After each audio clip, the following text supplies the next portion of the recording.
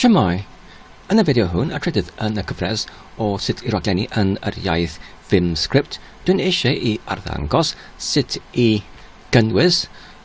ffeil cod tarddiad allanol yn yr iaith Vimscript i mewn yn yr ffeil yr credyd gorchymyn ar gyfer y meddalwedd Vim.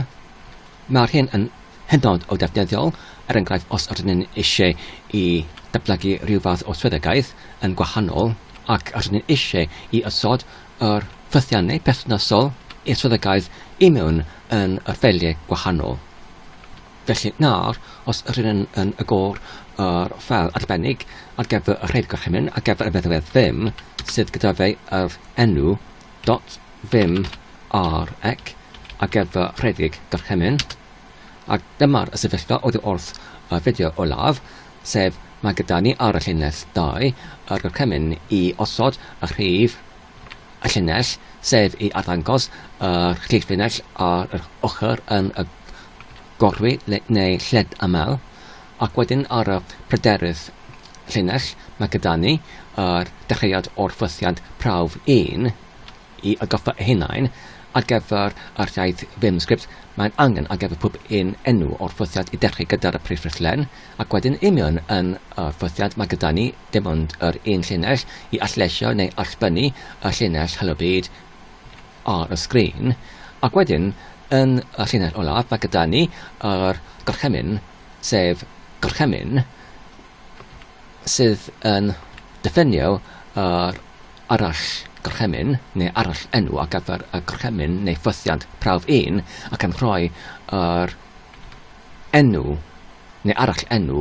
prifddilen P1 ar gyfer hyn, ac unwaith eto mae'n angen ar gyfer y gorchymyn dechrau gyda'r prifddilen, ac wedyn ydyn ni'n defnyddio yr llawn arwythnod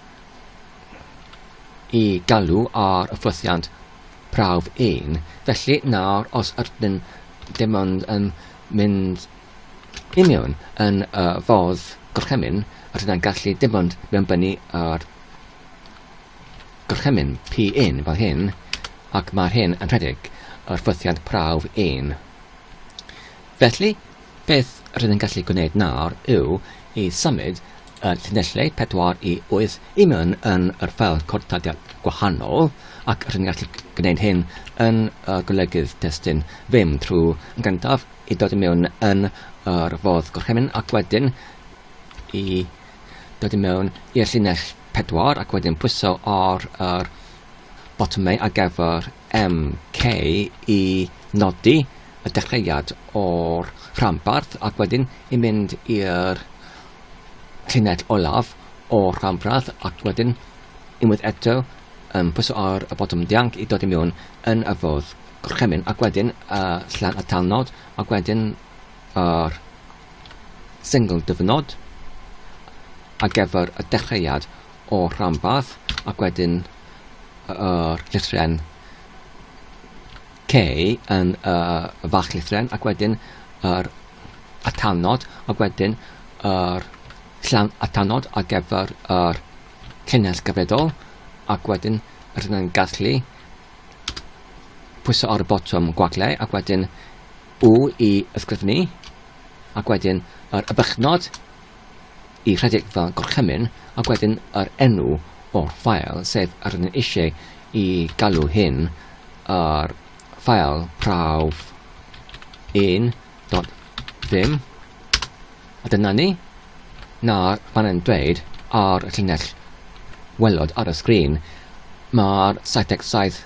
beit wedi ei ysgrifennwyd i mewn yn y ffail prawf 1.vim. Nawr, rydyn ni'n gallu gyda'r un rhanbarth ei delay fel hyn, sef y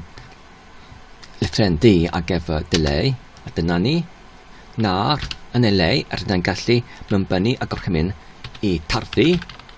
sef i gerchu ac i darllen yr ffail, sef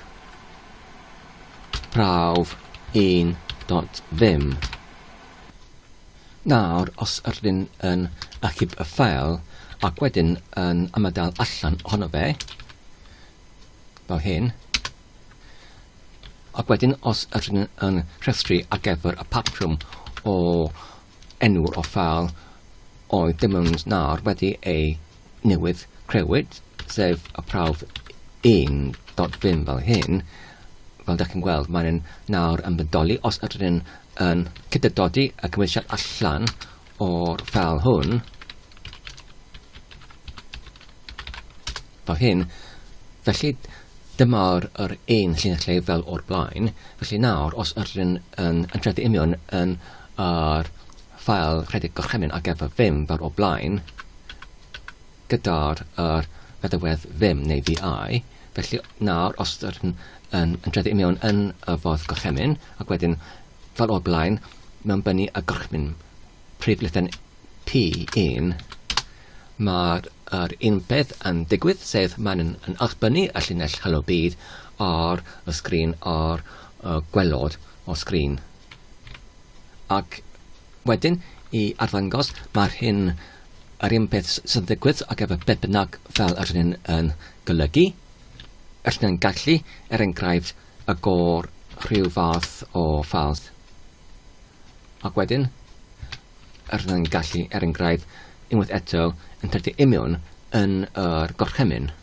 neu fodd gorchymyn, ac wedyn P1, dyna ni, dyma'r helo byd.